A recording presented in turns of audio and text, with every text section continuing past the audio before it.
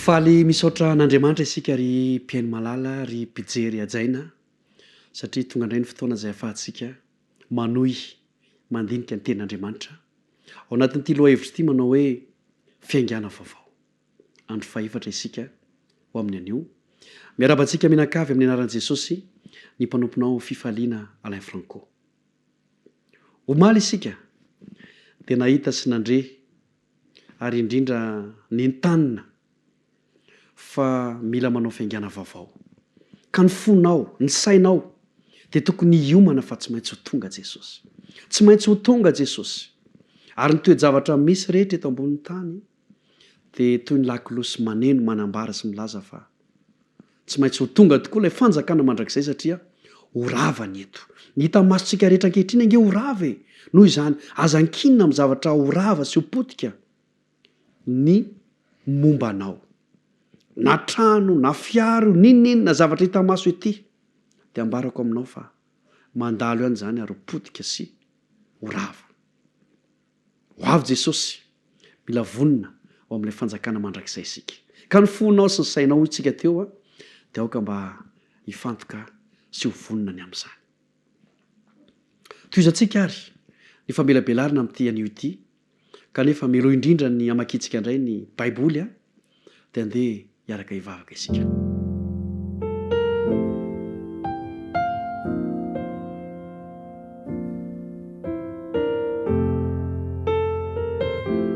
rainay ao izay ny an-danitra misaotra anao zahay ankehitriny dia anohy izahay andinika ny teninao ny teninao izay anaovanay fiaingana vaovao satria taridalana mitarika anay ho amin'izany mba hatonga anay tsy hipetrapetraka fa ho vonina mandrakariva no any amin'ilay fiainana mandrakizay ankehitriny dia ho tohizanay indray ny fahafantarana ny sitraponao koa dia mitenena ary ny fonay sy ny sainay dia amboary indray amin'ity fotoana ity mba handray amin'ny jotom-po izany teninao izany amin'ny anaran'i Jesosy amen.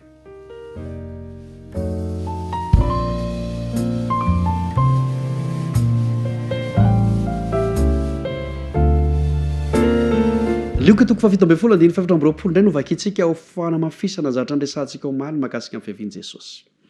Lioka toko fafito ambin'ny folo andiny fefatra amby roapolo. Somary tohizantsika kely ity lohahevitra ity satria mialoha indrindra ny avian'i Jesosy dia marobe ny sandoka, marobe ny sandoka ka mba hahatonga antsika tsy ho tratran'ny sandoka dia fantaritsika marina ary zay no ataon'ireo mpiasa amin'ny banky. Ny mpiasa amin'ny banky dia tsy hoe ianarany avokoa ny karazana vola sandoka rehetra dia lasa hainy tsia fa ianarany tsara ny vola marina, ianarany tsara ny vola tena izy ka rehefa hainy tsara ary voafehany tsara hoe ohatran'izao ny vola tena izy dia vao mandalo eo amin'ny fotsiny vola sandoka dia tonga dia fantany. Dia toy izany koa ny ahafantarantsika ny sandoka dia ny fianarantsika ny marina ary rehefa fantatsika ny marina dia hoy ny baiboly hoe manafaka antsika izany marina izany tsy ho andevo. Lioka toko fafito ambin'ny folo andiny fefatra amby roapolo dia izao ny voalaza indray anohizantsika famelabelarana ary amin'ny anaran'i Jesosy.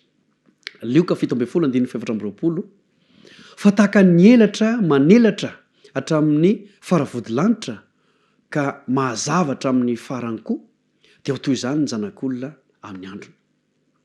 Zanak'olona Jesosy ho avy Jesosy tahaka ny elatra manelatra hatrany amin'ny faravodilanitra ka mahazavatra any amin'ny farany koa dia toy izany ny fiavian'i Jesosy.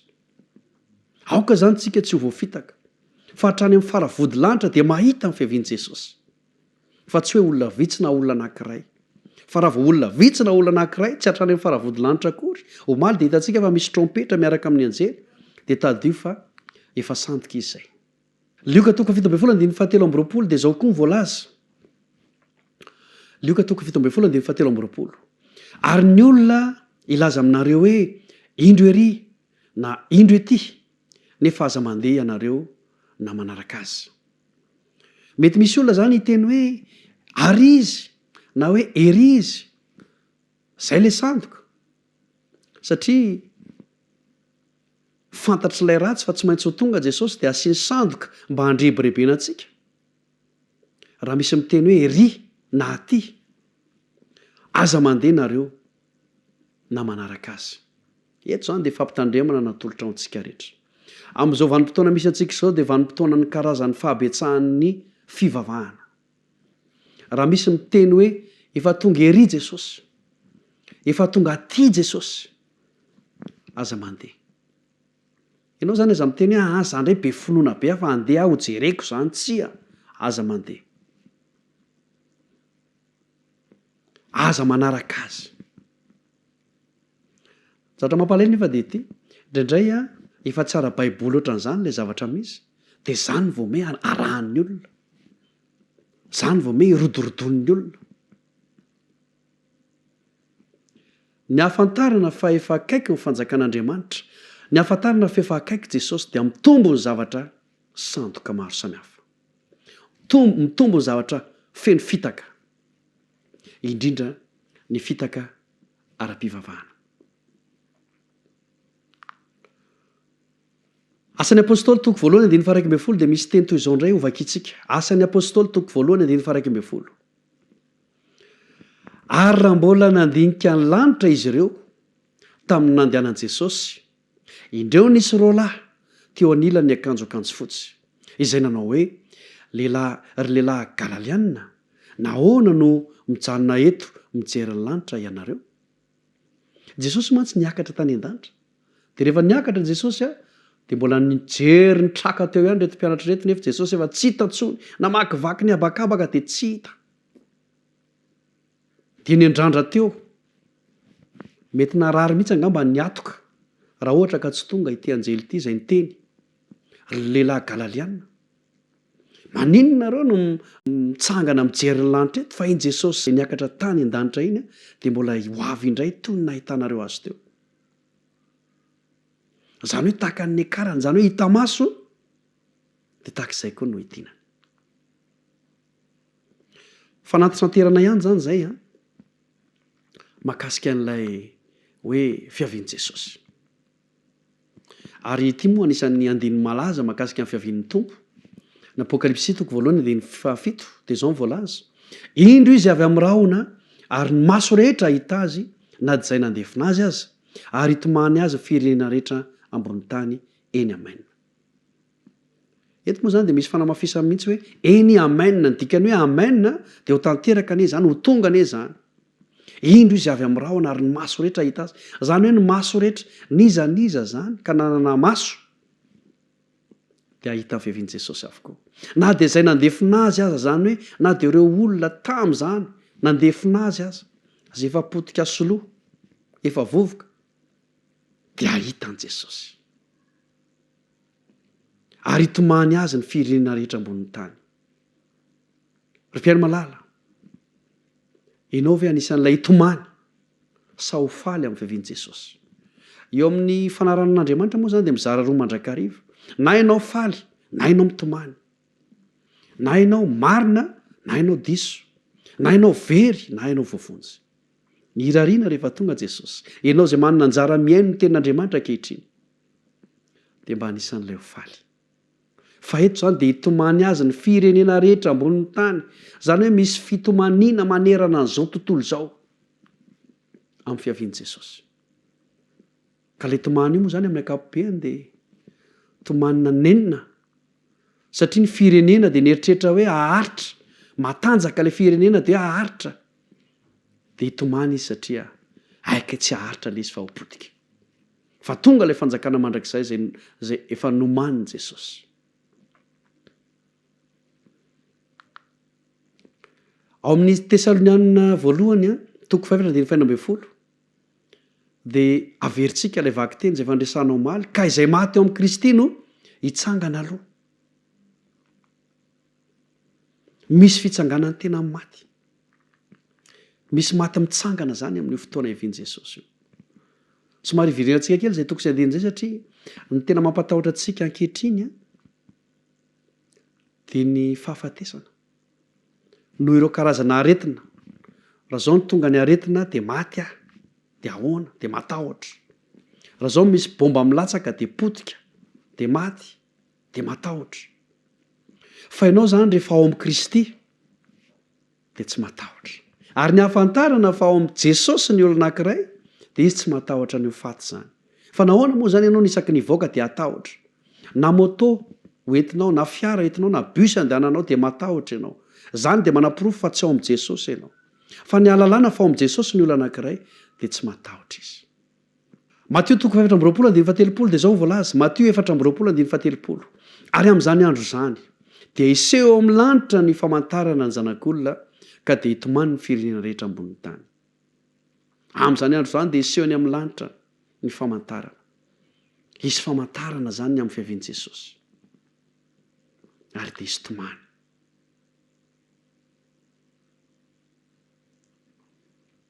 Am'ity fotoana ity dia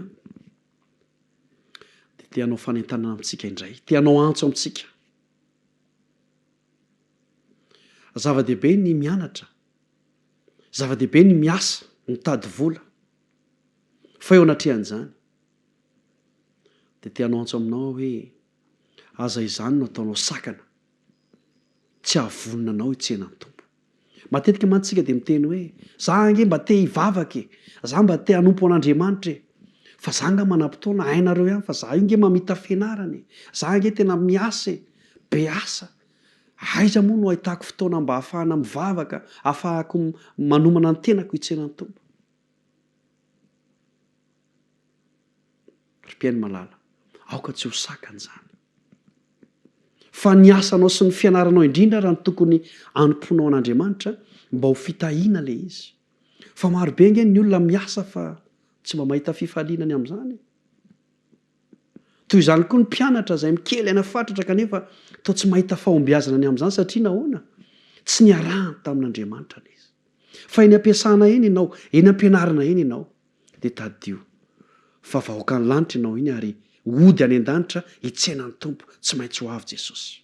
Matio 4:17 koa miomana kosa ianareo fa amin'izay ora tsy hampozinareo no hiavian'ny zanak'olona. Ho avy tampoka Jesosy, vonona mandrakariva ianao. Misy vehivavy anankiray izay dia manana an'izay fahavononana mandrakariva izay izy. Dia ny akanjony tsy hoe akanjo mihaja fa dia akanjo madio mandrakariva, montre mandrakariva, na dia tsotra aza dia nanontany azy ny olona hoe nao ty dia ohatr'izao foana ny fitafinao fa nahoana dia hoy izy hoe satria tsy haiko na za mandeha miantsena iny ny tonga Jesosy na za mandeha mianatra iny ny tonga Jesosy dia mieritreritra hoe fitafy manao ahoana moa zany no hitsenako azy. Dia zany no mahatonga ny fitafiko tandremako tsara isaky ny mivoaka satria za io dia hitsenan'i Jesosy.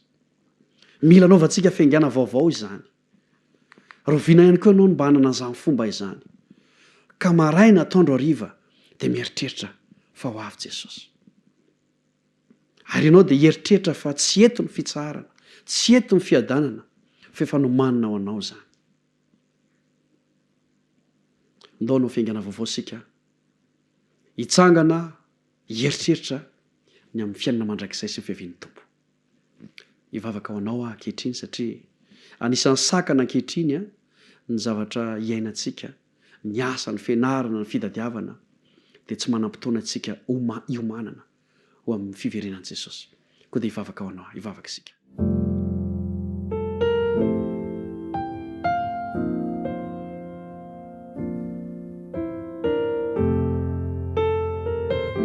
Rainay be fitiavana misaotra anao izay satria afaka nandinika ny teninao indray. Ary amin'izao fotoana izao dia tianao vavaka manokana izay ho an'ny tsirairay avy, ho an'ny isam-batan'olona, ho an'ny isa-tokantrano. Marobe ny zavatra misy izay mahatonga anay tsy ho vonona hitsenanao. Ny fianarana, ny asa, indraindray ireny lasa sakana tsy hahafahanay mivavaka, tsy hahafahanay manompo anao. Mifona aminao izay raha eo ny amin'ny lasa. Ary ankehitriny, amin'ity anio ity, dia amboary ny tsirairay avy, mba hanao fiaingana vaovao, ka na dia eo aza ny asa sy ny fianarana, dia hanana fotoana ny tsirairay avy, hanompoana anao, hamakina ny teninao ihany koa. Amin'ny anaran'i Jesosy.